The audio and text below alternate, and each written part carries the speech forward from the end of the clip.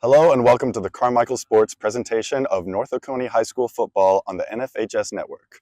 We're here in Bogart, Georgia as the 6-0 North Oconee Titans host the 3-2 Madison County Red Raiders. I'm Derek Oliveros, and today I'm joined with the talented Peter Bartlett as we look ahead for this regional matchup. Yeah, Derek, it's going to be a really fun one tonight. The North Oconee Titans lead the 4A Class 8 division, but the team that's just a game and a half back of them is the team that they're going to face tonight. Madison County has the chance to really shake up the division standings with a win here tonight, right as we flip that calendar into October. But that's easier said than done. North Oconee is sporting a 21-game win streak. You have to go all the way back to 2023 to find a blemish on their record. It's the longest win streak in the state, so a lot easier said than done, Derek. Yes, this would be a very impressive win from the Red Raiders if they're able to pull it off on the road.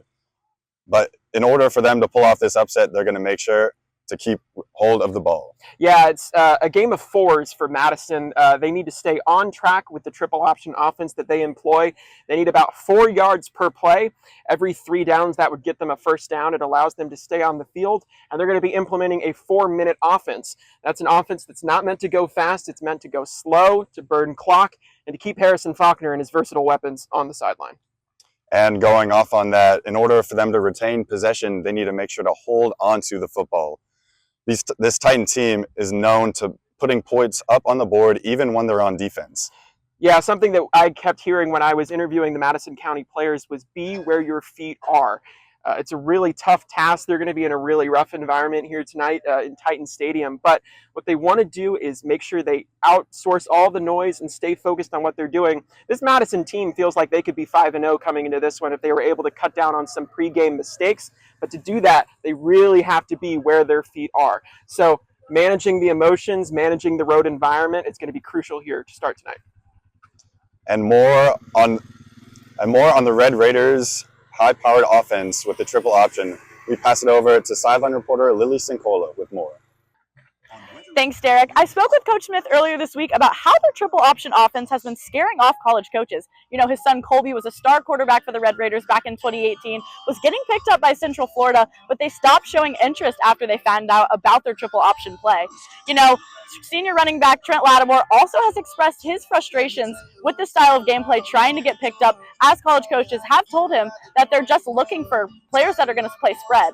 You know, Coach has admitted that this is an old-fashioned way of gameplay and kind of out of style, but they're going to stick with it, and he thinks it's going to work going forward into the next few weeks of gameplay. Back to you guys.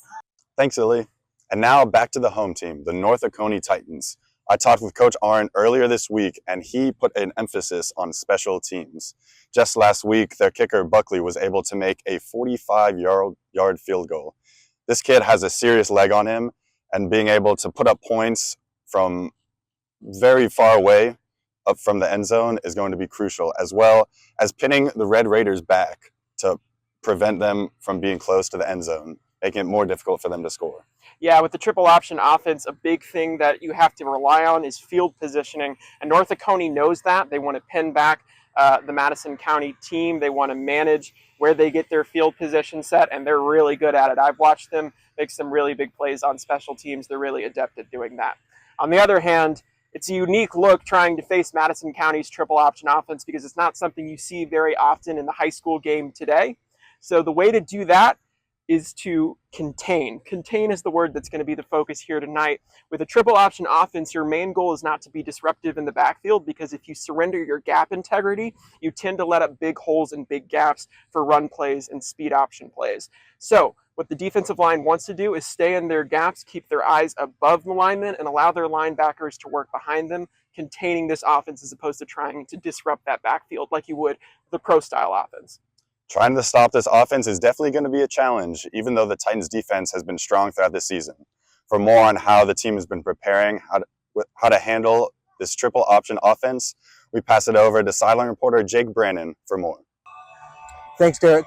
Coach Warren and defensive lineman AJ Fick both talked a lot in media availability this week about the fact that Madison County runs a fairly atypical triple option offense, but it's nothing that the Titans aren't used to. Even in the state championship game last year, their opponent Marist usually runs triple option, and North Oconee held them to just 1 touchdown and no field goals.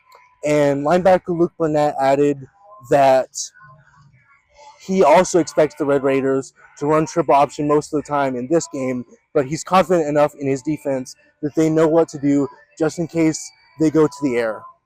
Back to you, Derek. Thanks, Jake. So we've already talked about some keys for both these teams, but some players that are set to make an impact for the Titans. One of them on defense is senior defensive lineman AJ Fick, who last week was recognized by the team as the lineman of the week after a strong performance against Cedar Shoals. He's going to be the first line of defense against this triple option offense, so he's going to need to make a strong stance as a senior leader. And as well, on both sides of the ball, we have UGA commit Kamari Brooks, who will be the main edge setter on defense going against the Red Raiders, as well as making an impact on offense, making time for Harrison Faulkner and being one of his top receiving options. Yeah, then switching to the Madison County side, Madison's going to need a lot of help. The first guy that I have my eyes on is senior Dayton Owens. He was awarded back-to-back Player of the Game awards in Week 3 and Week 4. He got the award for special teams and offense. He had a touchdown in Week 4, and his kick return ability is going to be really crucial to the field position for Madison County so that they can stay on track as their offense tries to methodically move down the field. On the defensive end, Max Miller has got to be disruptive. He was awarded Defensive Player of the Game in Week 1. He has a sack on the year. He has an interception. Don't downplay his hands. He has the ability to get his hands up and cause some turnovers that might flip the game in Madison County's favor. He'd love to get another one against Harrison Faulkner and this really, really tough offense.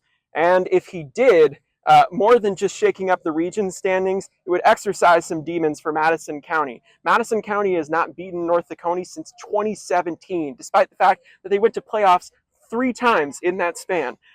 North Oconee has fully ruled this division series. Their overall record in the division series is 10-2.